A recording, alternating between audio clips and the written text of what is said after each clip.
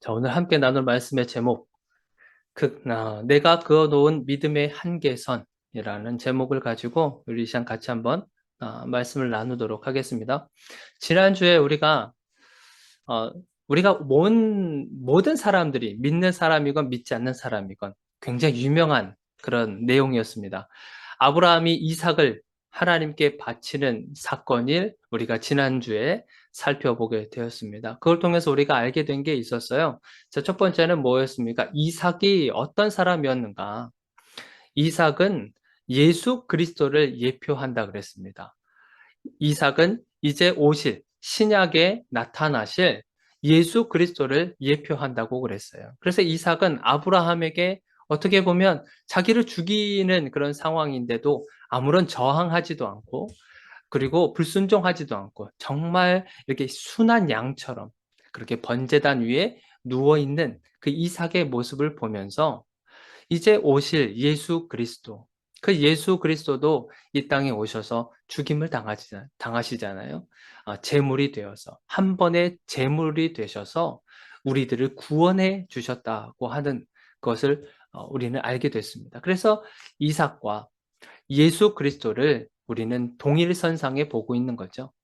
어, 그래서 이삭은 이제 오실 예수 그리스도를 예표한다라는 것을 우리가 깨달았게 됐고, 아브라함의 믿음을 봤습니다. 어떻게 그렇게 할 수 있었을까? 아무리 하나님의 명령이라 할지라도 아들 이삭을 100세 때 낳은 아들이잖아요. 너무나도 귀하고 소중한 아들이란 말이죠. 그런다 그 아들을 하나님께서 바치라고 했더니 정말 바치는 일이 일어났습니다. 어떻게 그렇게 할 수 있었겠어요? 그는 분명히 하나님께서 어, 아브라함의 믿음을 성장시키기 위해서 이러한 것을 주셨는데 하나님과 아브라함 사이에 얼마나 많은 인격적인 관계가 형성이 됐었겠어요. 그러니 아브라함도 하나님에 대해서 너무나 잘 알게 된 거죠. 그걸 우리가 히브리서 말씀을 통해서 알게 됐습니다. 그 내용이 무엇이었어요? 이삭을 죽은 자들 가운데에서 다시 살리실 것을 아브라함은 믿었다라고 기록이 되어 있었습니다. 그러니까 히브리서 11장 19절에 그것이 나와 있는데 아브라함은 그런 하나님을 믿었던 거예요. 그래서 이삭을 바칠 수 있었던 것입니다. 이것은 한순간에 하나님에 대한 믿음이 갑자기 성장한 것이 아니라 꾸준하게 하나님과 밀당도 하면서 하나님께 화도 내고 짜증도 내면서 그런 인격적인 관계가 충분하게 이루어지는 가운데 이러한 믿음이 생기게 된 겁니다. 한순간에 그렇게 믿음이 생기는 사람들은 드물어요. 거의 요즘 세상 같은 때는 거의 없다고 봐도 됩니다. 충분히 하나님과 그런 씨름하는 시간들이 있다고 하는 거예요. 그렇게 해서 아브라함은 이삭을 하나님께 바치는 사건을 우리가 지난 시간에 살펴보게 되었습니다. 자, 그러면서 오늘 본문의 말씀이 시작이 되는데, 어, 똑같은 구절이 반복이 되는 것을 우리가 좀 알 수 있는데, 자, 12절과 16절을 한번 보세요. 오늘 본문의 말씀 12절과 16절. 자, 먼저 12절을 한번 볼게요. 자, 사자가 이르시되 그 아이에게 내 손을 대지 말라. 그에게 아무 일도 하지 말라. 네가 내 아들 내 독자까지도 내게 아끼지 아니하였으니 내가 이제야 내가 하나님을 경외하는 줄을 아노라. 자, 12절은 이렇게 돼 있고 16절을 보시면 이르시되 여호와께서 이르시기를 내가 나를 가리켜 맹세하노니 네가 이같이 행하여 내 아들 내 독자도 아끼지 아니하였은즉. 여기서 반복되는 부분이 있죠. 내 아들 내 독자까지도 내게 아끼지 않았다. 자, 이것이 반복이 돼요.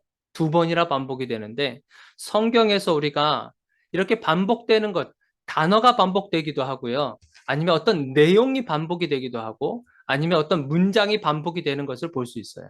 자, 그것은 뭘 얘기하냐면 강조하시는 겁니다. 어떤 말씀을 하셨을 때라든지 어떤 약속을 하셨을 때든지 강조하실 때 하나님은 반복해서 말씀하신다고 하는 거예요. 우리가 새벽 예배 때 지금 보고 있는 에스겔서에도 보면 만군의 여호와가 말하노라. 이 이 선지서들을 보면, 예언서들을 보면 이 구절이 계속 반복이 되는 걸 알 수 있어요. 나 만군의 여호와가 말하노라. 만군의 여호와가 말하노라. 그러면서 구약에도, 아니 신약에도 보면 예수님이 또 그런 말씀하시잖아요. 내가 진실로 진실로 너희에게 말하노니. 자, 이렇게 반복이 되는 그런 구절들과 단어들이 있었을 땐 여러분은 강조하고 있구나라는 것을 알고 계시면 됩니다. 강조했다라고 하는 것은 그것은 반드시 무슨 일이 있어도 이루어지거나 그것을 반드시 행하시겠다고 하는 강조가 담겨져 있는 것을 알 수 있어요. 여기에서 아브라함에게 얘기하잖아요. 네 아들, 네 독자까지도 내게 아끼지 않았다. 이것을 풀이해 보면 어떤 거겠어요? 사실은 하나님도 감동을 받으신 거예요. 하나님도 지금 아브라함에게 감동을 받으신 거예요. 내가 이런 무리한 요구를 했는데도 이것을 순종한 아브라함을 보시면서 하나님은 지금 아브라함의 이런 모습을 통해서 지금 굉장한 감동을 받으셨다고 하는 거예요. 하나님도 어떻게 보면 이러지 않았겠어요? 설마 내가 이렇게까지 했는데 이것을 순종할까? 이제 그런 마음도 없지 않아 있지 않았겠습니까? 그런데 아브라함은 거기에 순종하게 된 거예요. 그러니까 아브라함의 믿음의 한계를 지금 넘은 거예요. 아브라함이 하나님께서 생각해 두셨던 어떤 아브라함의 그 믿음의 경계가 있었을 거 아닙니까? 그 경계를 아브라함은 사실은 뛰어넘은 거예요. 이삭을요, 100세 때 낳은 이 이삭을 믿음으로 지금 여기까지 성장시킨 것만으로도 사실은 충분해요. 아브라함 나이가 어, 젊은 나이도 아니지 않습니까? 아브라함과 사라가 나이 100세 때, 사라는 90세. 그리고 지금 이때 나이가 거의 한 110이라든지 120세 정도 됐을 거거든요. 이때까지 아무런 문제 없이 사고 없이 믿음으로 잘 성장시킨 것만으로도 사실은 어떻게 보면 충분한 일이에요. 이삭을 굳이 바치지 않아도요. 하나님은 다른 방법을 통해서 역사하실 수도 있는 분이십니다. 아브라함에게 이런 무리한 요구를 한다 그래서 아브라함이 저는 못하겠습니다. 저는 이삭을 바칠 수가 없겠습니다. 그렇게 한다 할지라도 하나님께서는 다른 방법을 통해서든지 하나님은 충분히 역사하실 수 있는 분이세요. 이 세상을 주관하시는 분이 하나님이시기 때문에 그래요. 사람의 그 어떠함도 하나님께서는 손으로 직접 만드셨기 때문에 사람에 대해서 너무나 잘 아시잖아요. 하나님은 어떠한 방법을 통해서든지 하나님의 약속을 반드시 이루어 가실 분이세요. 그렇기 때문에 아브라함이 굳이 이삭을 바치지 않는다 할지라도 이것으로 해서 끝나는 것이 아닙니다. 그런데 아브라함은요, 그 한계를 지금 뛰어넘은 거죠. 자신이 지금 그어놓은 그 믿음의 그 한계선을 한 발 더 뛰어넘은 거예요. 우리가 때로는 그런 경우가 있잖아요. 나의 믿음은 한 여기까지입니다. 저는 여기까지가 최고인 것 같아요, 하나님. 그 이상은 정말 제가 못할 것 같습니다. 라고 하는 그 순간, 그 턱에 탁 올라오는 그 순간이 있잖아요. 그 순간에 우리가 그런 것들을 경험하기도 되는데, 아브라함도 이런 그런 순간 가운데에서 한 단계, 한 발 더 이렇게 뛰어넘는 것을 보게 돼요. 제가 간혹 제 아들 희락이와 같이 운동을 하게 될 때가 있는데 제가 희락이한테 멀리뛰기, 제자리 멀리뛰기를 시킬 때가 있습니다. 선을 딱 그어놓고 그리고 두 발을 그 선 위에 올려놓고 제자리 멀리뛰기를 시키죠. 그러면 처음에 시도할 때는 요만큼 한 1m 정도, 한 그 정도 뛰었다고 보면 그 1m 되는 그 자리에 제가 이렇게 표시를 해놔요. 표시를 해놓고 희라가 다시 한번 뛰어봐라. 그리고 뭘 보냐면 지금 내가 표시해 놓은 그 선 보이지? 그거 네가 방금 뛴 거야. 그리고 그걸 보고 한번 내가 다시 한번 뛰어봐라. 네가 한번 다시 한번 뛰어볼래? 그러면 그 선을 보고 희락이가 다시 한번 두 번째 뛰게 됩니다. 그러면 희한하게도 그 선을 뛰어넘는 것을 볼 수 있어요. 더 많이 뛰는 거죠. 그러니까 자신의 어떤 믿음의 한계를 내가 딱 선 그어놓고 그거를 더 이상 넘어가지 않으려고 하는 그 습성이 우리 인간들에게 있어요. 왜냐하면 그 순간까지면 충분하니까. 거기까지만 내가 도달한 것도 정말 대단하니까 그 순간 그 자리, 그 믿음의 그 자리, 그 한계선까지만 자기가 스스로 이렇게 선을 그어 놓을 때가 있다는 거예요. 그러나 사실 그렇다고 한다 그래도 그 믿음의 한계선 그 안에서 머문다 할지라도 사실 그게 크게 죄는 아닙니다.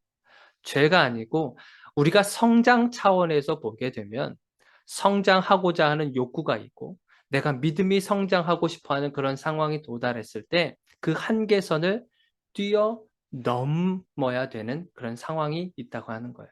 하나님은 그걸 원하시는 거죠. 우리 스스로가 세워놓은 믿음의 한계선들이 누구나 다 있을 거예요. 그러나 하나님은 그것을 뛰어넘기를 원하시고 계시는 거예요. 그 자리에 그냥 있어도 상관없습니다. 그 자리에 그냥 있는다 하더라도 하나님께서 질책하시는 분은 아니세요. 너 왜 그 정도밖에 더 성장하라 그랬더니 거기서 머무니? 그렇게 질책하시면서 하시는 분은 아니세요. 그러나 하나님의 속마음은 우리로 하여금 더 성장하기를 원하신다고 하는 거예요. 자, 그래서 아브라함이 자신이 세워놓은 그런 믿음의 한계선을 뛰어넘자마자 하나님께서 부어주신 복의 내용이 우리 오늘 본문의 말씀에 기록되어 있습니다. 자, 17절과 18절을 한번 보세요. 17절과 18절. 자, 내가 네게 큰 복을 주고 내 씨가 크게 번성하여 하늘의 별과 같고 바닷가의 모래와 같게 하리니 내 씨가 그 대적의 성문을 차지하리라. 18절.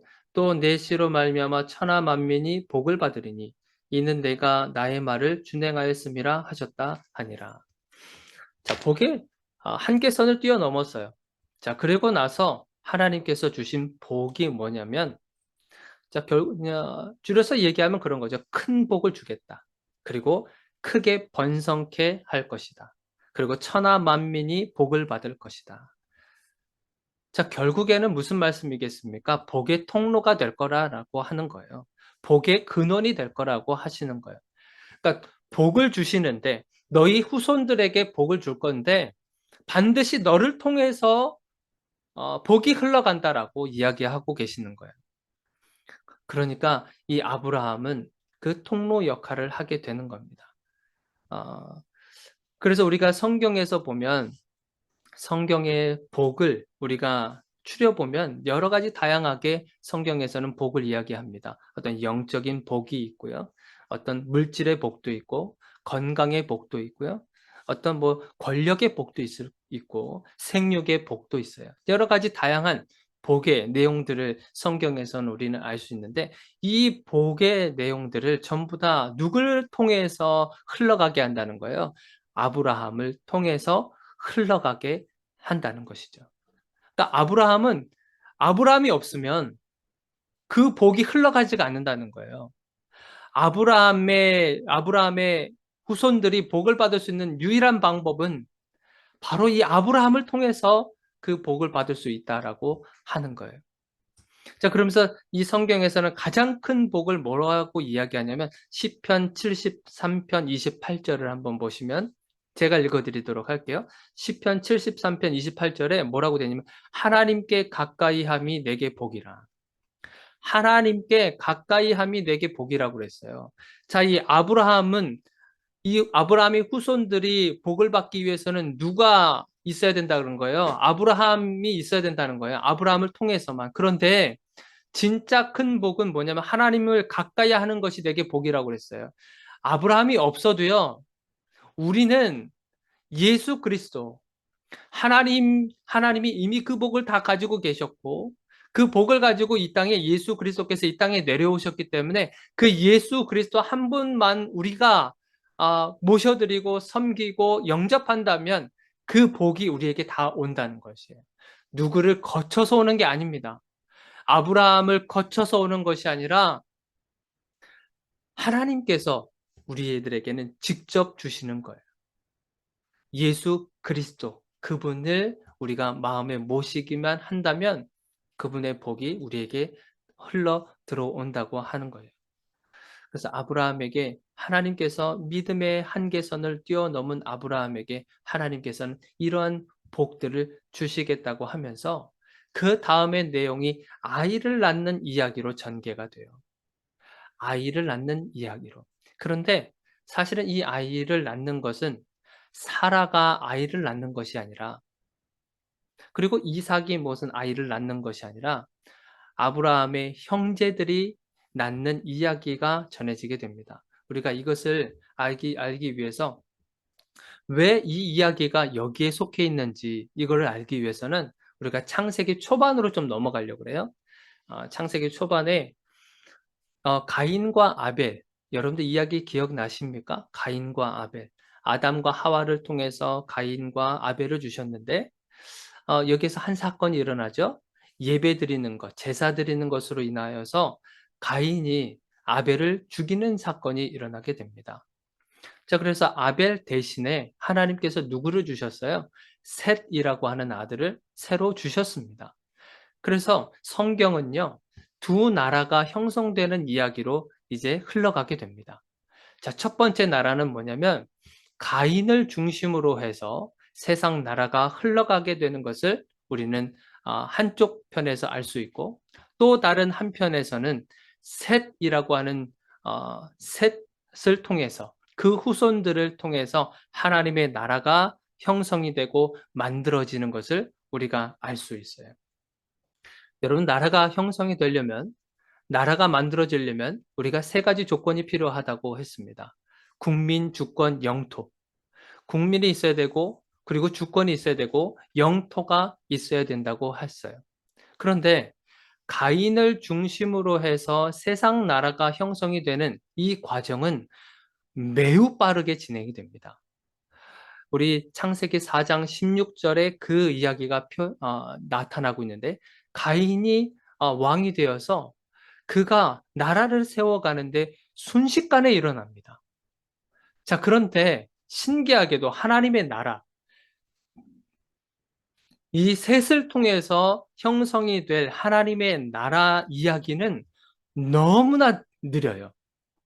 너무나 느릴 뿐만 아니라 세상 나라는 이미 다 끝났습니다. 세상 나라는 이미 형성이 다 끝났어요. 그런데 아직도 하나님의 나라는 국민들을 만들어내는데 아직도 시작을 하지 않은 상태인 거예요. 창세기 12장에 아브라함을 처음으로 불러요. 창세기 12장에 아브라함을 불러서 이제부터 국민을 만드시겠다고 하시는데 22장, 오늘 본문 말씀이죠. 22장에 와서도 아직도 국민들이 만들어지지 않았어요.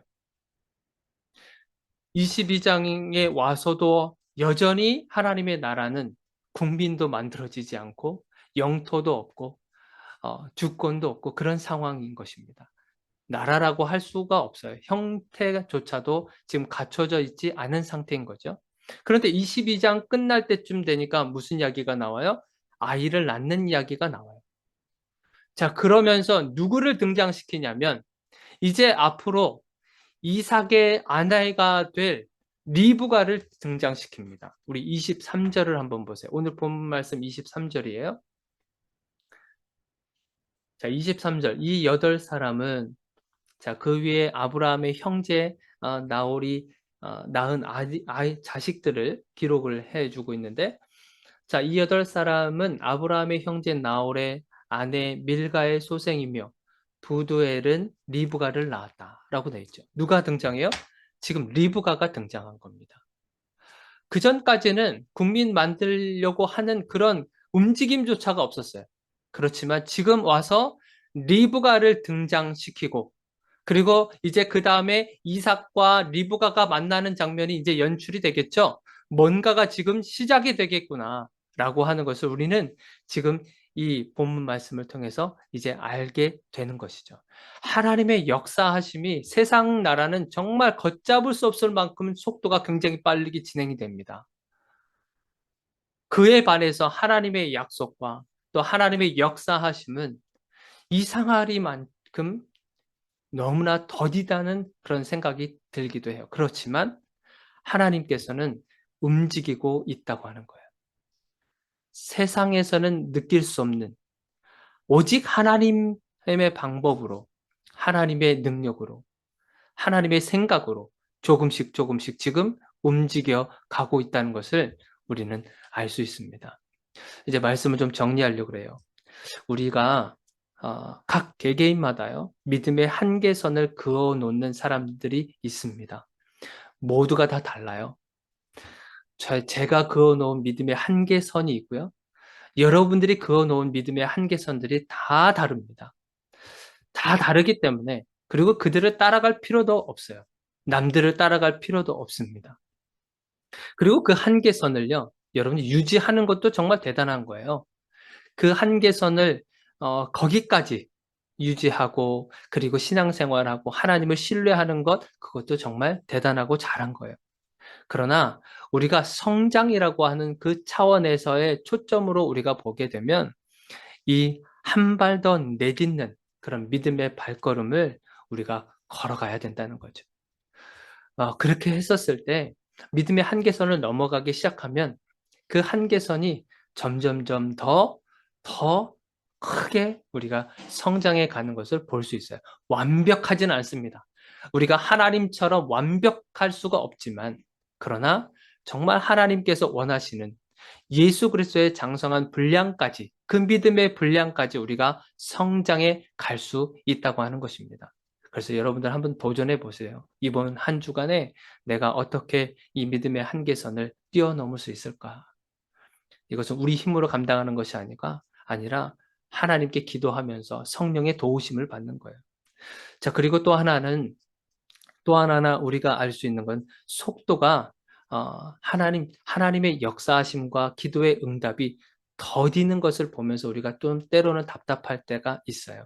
그렇지만 하나님은 방향을 굉장히 중요시 여깁니다. 속도보다도요, 방향을 하나님께서는 매우 중요하게 생각하시는 거예요. 우리는 아브라함의 삶을 지금까지 쭉 살펴보고 있는데, 아브라함의 삶을 통해서 배운 것이 뭐가 있어요? 속도였습니까? 속도가 아니라 방향이었죠. 속도를 생각했다가 아브라함은 첩을 들이게 되고, 그 첩을 통해서 이스마엘을 낳게 되고, 이러한 실수를 범하고 하는 일들을 보게 됐잖아요. 하나님은 이 아브라함의 삶을 통해서 우리에게 가르쳐 주고 싶었던 것은 속도가 아니야, 방향이다.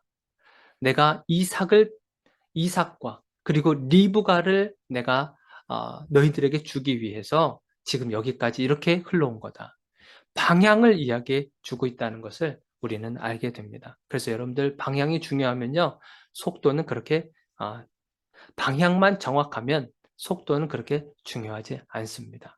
그래서 이번 한 주간 여러분들 살아가시면서 하나님의 정확한 응답을 기대하시면서, 그 방향이 정확하다면, 그리고 그것을 기대하면서 그 응답하실 것을 기대하시면서 살아가시길 바라고요. 믿음의 한계도 여러분들이 뛰어넘으시는 그런 은혜가 있기를 주님의 이름으로 축원드립니다.